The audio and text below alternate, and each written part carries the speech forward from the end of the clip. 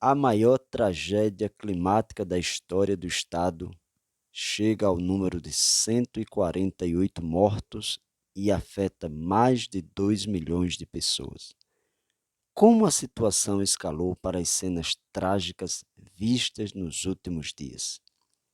É sobre esse quadro cronológico dos acontecimentos, de como tudo começou, que a gente vai falar nesse vídeo. Vem comigo.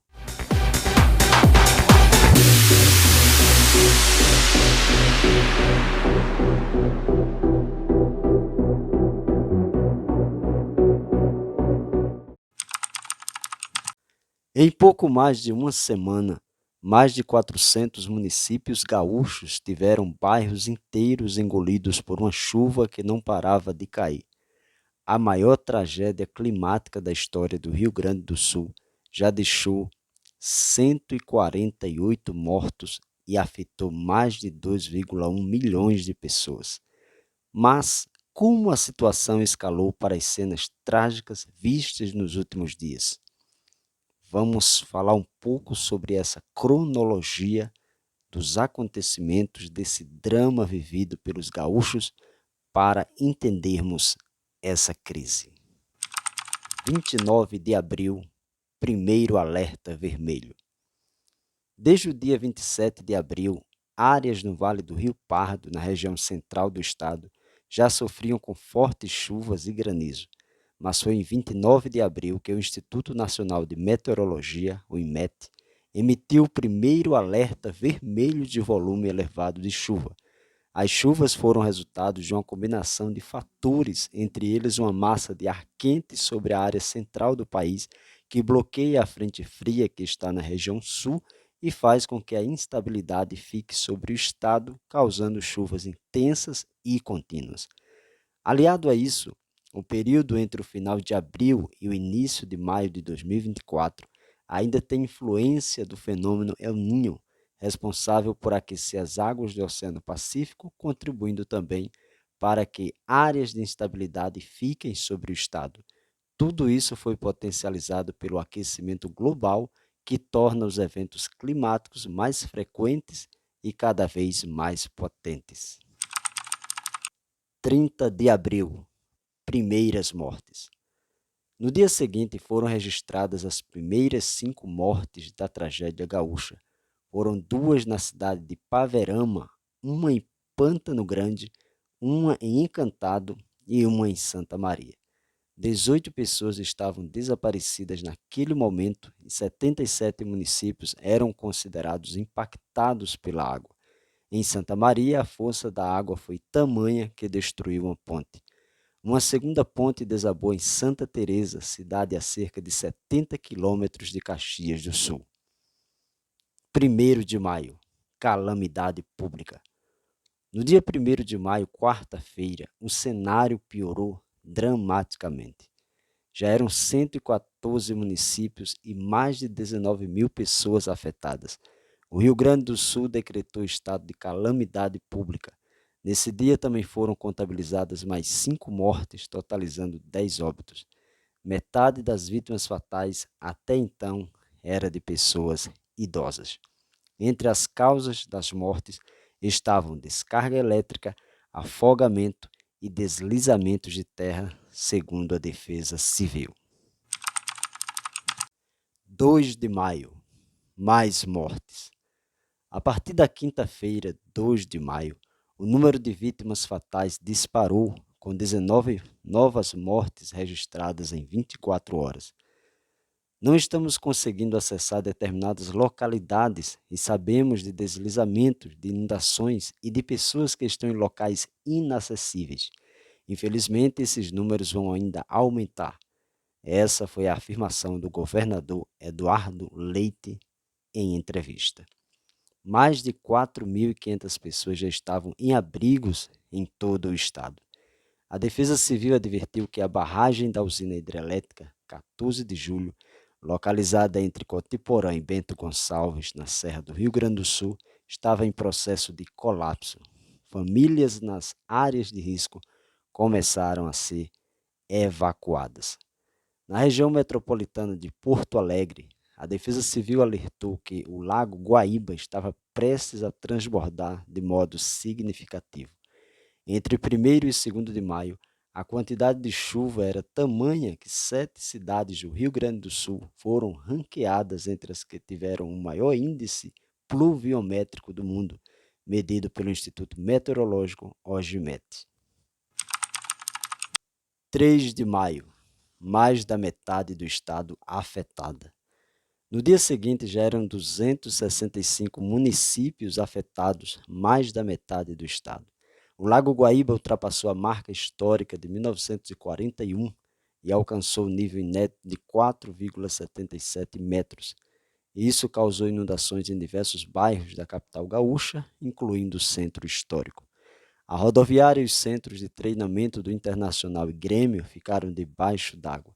A Defesa Civil alertou para rompimento parcial da barragem em 14 de julho e advertiu que moradores de 7 municípios da região deveriam sair das áreas de risco e procurar abrigos. O órgão também colocou o Rio Taquari em situação de inundação severa.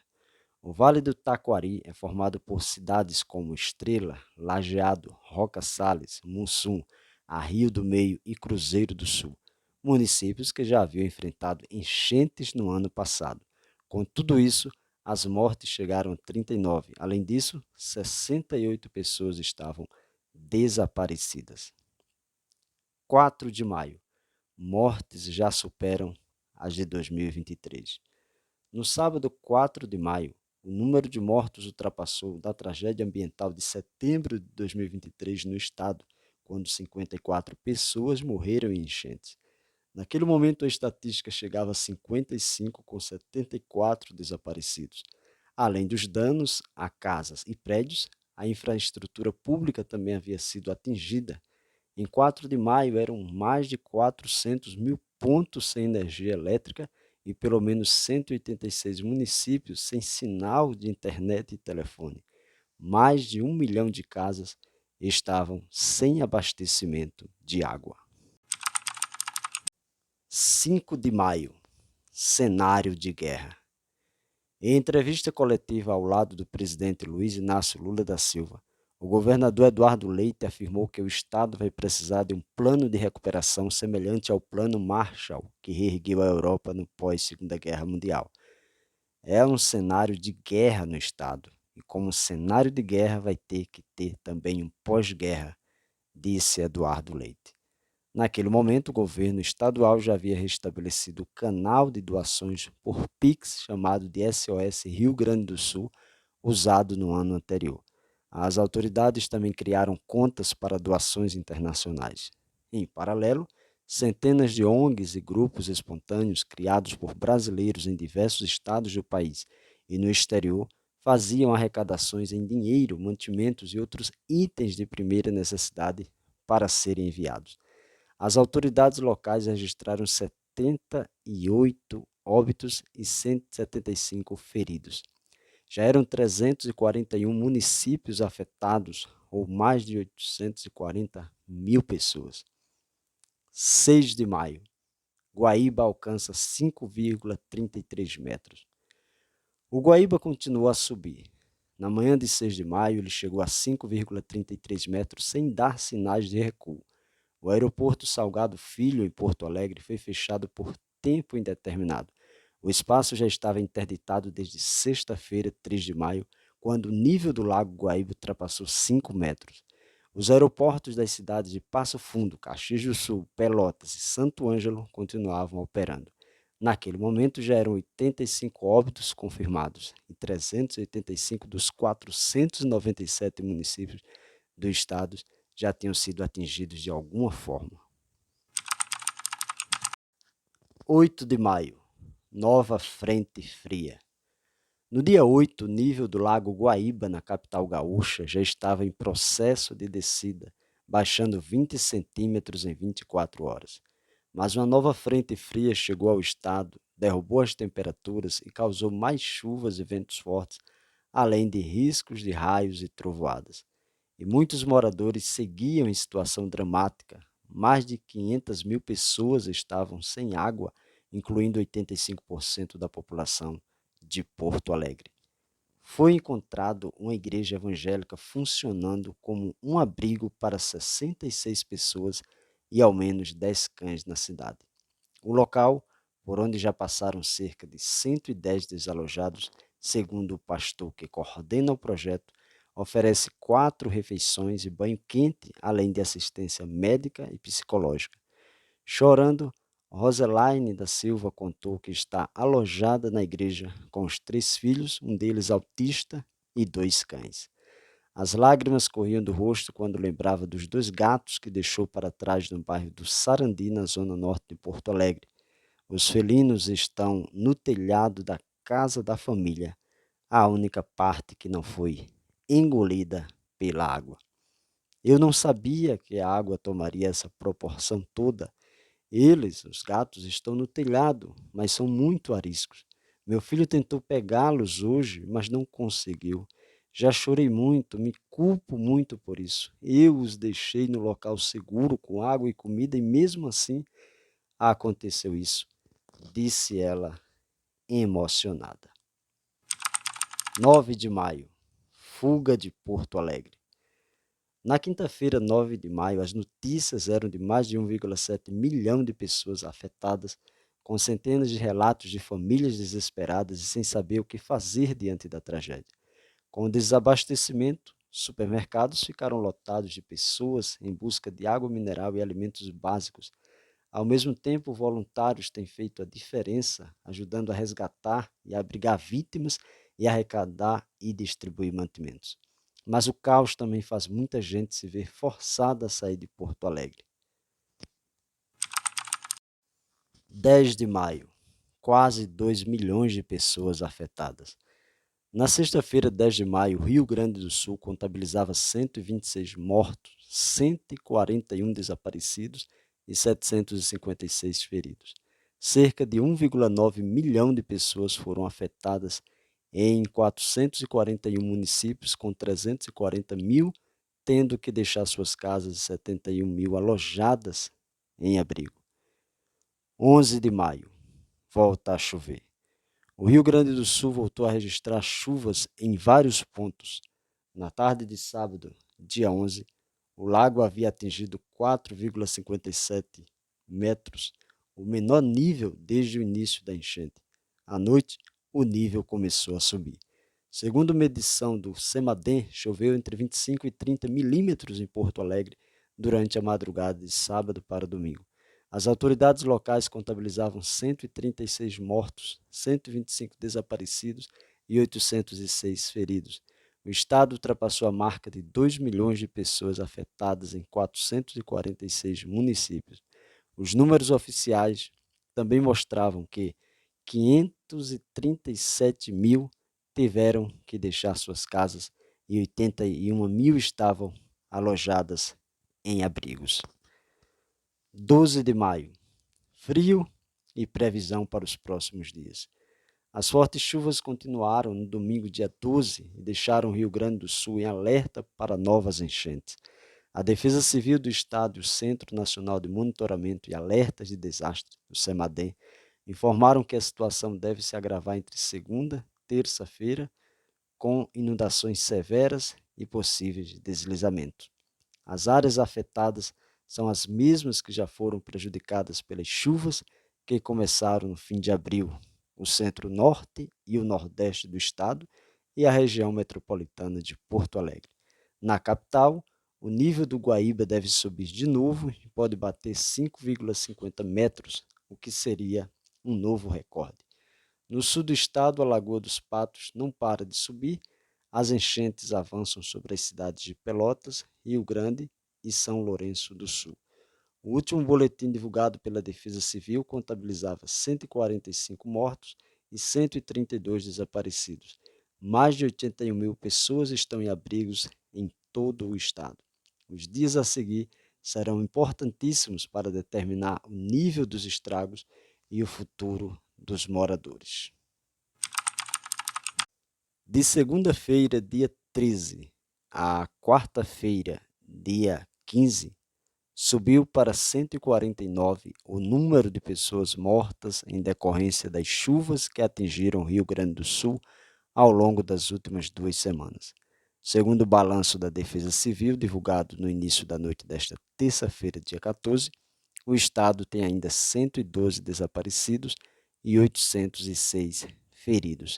Ao todo, 2.124.553 pessoas foram afetadas. Elas estão distribuídas em 446 municípios gaúchos. Segundo a Defesa Civil, 538.245 indivíduos estão desalojados e 79.494 foram para abrigos. Desde o início das operações de resposta à tragédia ambiental, 76.483 pessoas e 11.002 animais ainda foram resgatados. Até a tarde desta terça, a conta Pix, criada pelo governo gaúcho para coletar recursos para auxiliar as pessoas afetadas pelas enchentes, já havia arrecadado pouco mais de 101,3 milhões. Na segunda-feira, dia 13, o governador Eduardo Leite afirmou que havia contratado uma empresa para fazer auditoria nessa conta. Nesse momento, 125.456 clientes da CE Equatorial estão sem energia elétrica, o que equivale a 6,9% do total. Outros 132,6 mil clientes da RGE Sul estão no escuro, o que corresponde a 4,3% do total. Todo esse desastre, claro, fez com que milhares de brasileiros decidissem contribuir para ajudar os gaúchos que estão sofrendo com as enchentes no Rio Grande do Sul, e são diversas as formas de contribuir. Uma delas é o Pix do SOS Rio Grande do Sul, que já arrecadou até a tarde da terça-feira, dia 14, mais de 100 milhões de reais, de acordo com informações do governo do estado. E que a gente torce para que mais pessoas continuem colaborando, contribuindo com sua doação, com a sua oração, com a sua reza, de alguma ou de outra maneira, que a gente possa formar uma corrente humana muito forte de amor e de solidariedade, e que no futuro, bem próximo, possíveis soluções hajam para as situações dessas chuvas no Rio Grande do Sul, né, que venhamos ter melhores dias e boas notícias, né, de chances de evitar que esses problemas se tornem constantes. A solução não é única e deve ser enfrentada. As cidades devem ser repensadas de modo a privilegiar áreas verdes que propiciam conforto térmico, recarga de água, construções sustentáveis, dentre muitas outras soluções. Além disso, o poder público deverá se atentar para ocupações irregulares em áreas de risco, em encostas e às margens de rio. Deverá se enfrentar o problema da escassez de drenagem urbana, muitas vezes esquecida diante da falta de planejamento e valores envolvidos nas obras. Por fim, a população deverá repensar a sua relação com o meio ambiente e o consumo, e que um futuro melhor, e que dias melhores, e que melhores preparações diante dessas situações tão delicadas e tão dolorosas possam ser tomadas para que menos vidas sejam ceifadas e realmente venham dias melhores, não só para o Rio Grande do Sul, mas para todo o Brasil, para todas aquelas áreas afetadas, que esse problema possa ser corrigido e que a gente continue sempre aí ajudando nessa corrente para que esse pesadelo termine o mais rápido possível. E esse foi mais um vídeo aqui do canal Conheça Mais. Obrigado pela sua atenção. Deixa o seu like se você nos acompanha sempre aqui nessas matérias e compartilha. Um forte abraço, nossa solidariedade aos familiares gaúchos, a todas as pessoas que estão envolvidos aí nos resgates, no apoio e a todos que estão doando. Forte abraço e até os próximos vídeos. Tchau!